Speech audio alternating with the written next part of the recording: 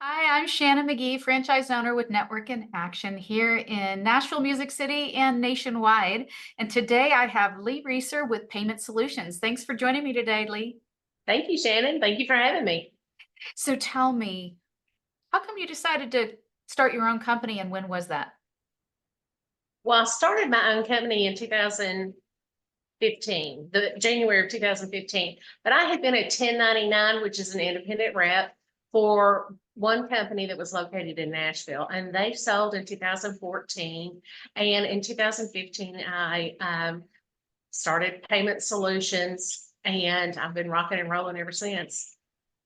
So tell me how, and I love this because you and I have chatted about this before, but tell us about how you're different from, it just seems like there's a lot of entry level reps out there, kind of door to door, just everywhere. Tell us what sets you apart from some of the other offerings in the marketplace, whether that's local or the big national folks that are hounding your phones. Okay. Well, somebody asked me not too long ago, Lee, what sets you apart from your competition? And I looked them straight in the eye and said, I do. And 25 years in the industry, it's constantly changing, and I keep up to speed with all the changes that are going on in the industry. But I'm also like a independent insurance broker, in that I work with multiple vendors, and that allows me to have a lot of tools in my toolbox. So I cover a lot of needs for customers. And you actually have to have a lot of in-depth knowledge of your products, whether it's text to pay, invoice to pay. I mean, there's so much new technology out there. You really have to keep up on it and what's going on in the industry. I also ask a lot of questions when I sit down with a potential client so that I can find out, and I listen to what they're telling me, because I have one mouth and two ears for a reason. Absolutely. Well, my favorite thing about that, Lee, and of course, I've been a long time happy client myself. So I love the idea that, you want to help. You want to provide a solution that fits. And I know just from experience, sometimes you might not be that solution, but you are that educational coach mindset. And that is simply not what you find in the marketplace. I'm sure you have lots of wonderful client stories. Is there one or two that you could think of? I do. I have a ton of them. Well, one of the ones that comes to mind is, on a Saturday night when a restaurant is really, really busy and their equipment fails, that's a problem. So one night I got a call from a Mexican restaurant, and they were like, Lee, our terminal has died. We don't know what happened. And it did. It was just completely blank. And they had 150 or so transactions still in their terminal. So what I did was I programmed another terminal for them right there and took it to them. And then I stood in their restaurant after they closed while they were doing, cleanup and all that kind of stuff, and key entered all their transactions that were still in that terminal that died. So that, that's a lot of money that, they Oh my need God. to get to the bank. So, I've been in bars at 2 o'clock in the morning when they've had an issue. Um, on the weekends, and those things never happen on a Monday night. They only happen on a Friday, Every time. a Every Saturday time. night when Yeah. things are really busy. But they've got to have a terminal.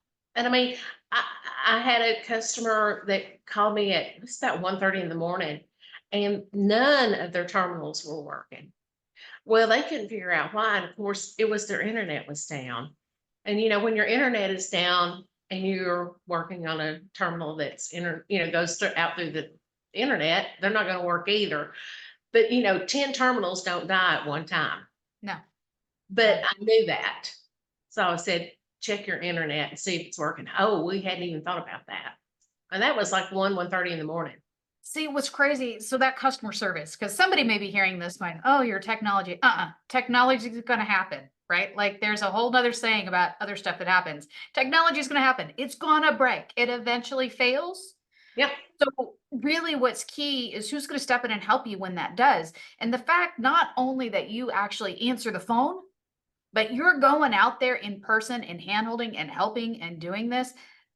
That is an amazing assurance that you simply don't get from these big conglomerate companies or the Mhm. local folks that are just churn and burn. Yeah. So I love you sharing those stories. And just one last one, because I know there's been a lot of changes in the credit card industry, and there's probably people who have not looked at anything for years other than occasionally looking at their rate. But there's been a lot of changes recently about technology fees. So maybe you have a story to share about the impact that has on a business. Well, I mean, for years, credit card companies, um, I mean, they've always charged fees. And then they've also issued different kinds of cards that cost more, like business cards, reward cards. I mean, they're not giving those miles away for free. Somebody's paying for that. And who pays for it is the merchant. Mm. So several years ago, Visa wanted, utilities, educational and government entities to be able to take credit cards. And they were like, yeah, we want to take them, but we're not going to pay the fees. And so Visa said, well, we're going to call you an emerging market and you can pass a fee on to your customer instead of paying it yourself. And that ticked a lot of business owners off, and they litigated it to the Supreme Court and won. So the Supreme Court said, you got to set some guidelines and you got to have the technology. And so once that was done, and so now a a merchant can pass a fee to a customer, and how it is done in a compliant way, because you've got to be in compliant with Visa and MasterCard, is you can offer a cash price and a credit card price. And listen, gas stations have been doing this for years. And so you pay more for a gallon of gas if you pay with a credit card than you do if you pay with cash. It is the same principle.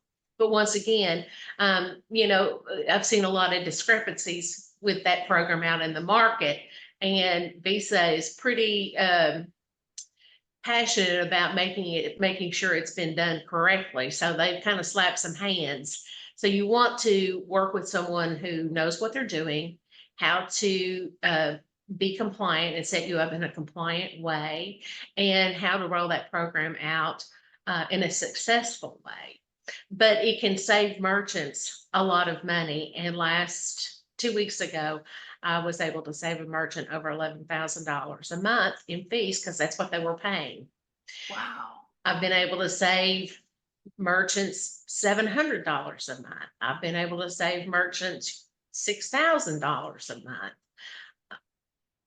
It's amazing. Last year I looked at a merchant, and it was over $60,000 a month that they were paying in merchant fees. Wow. Well, the difference here is the fact that you genuinely want what's best for a client. You want to provide great customer service, and you want to be a partner with them. You're not here to make a sale. I'm sure there's a whole bunch of people, as you stress that compliance with this program, there's probably people out there trying to sell something just to make a sale and then they're gone. And the fact that you're here, you've got all this time of experience, and that you're really this heart of a coach and and a partner for the clients is pretty remarkable, especially in the financial industry. So if someone wanted to get a hold of you, Lee, what's the best way to reach you? I tell people, you can call me, you can text me, and you can email me. So I mean, my phone number is 615-416-3993. My email is, what is my email? Lee@paymentsolutionsTN.com. And then I have a website, which is paymentsolutionstn.com. Wonderful. Well, Lee, it's been so delightful talking to you today. Thank you for spending time with me. Thank you, Shannon. I appreciate it. It's been fun.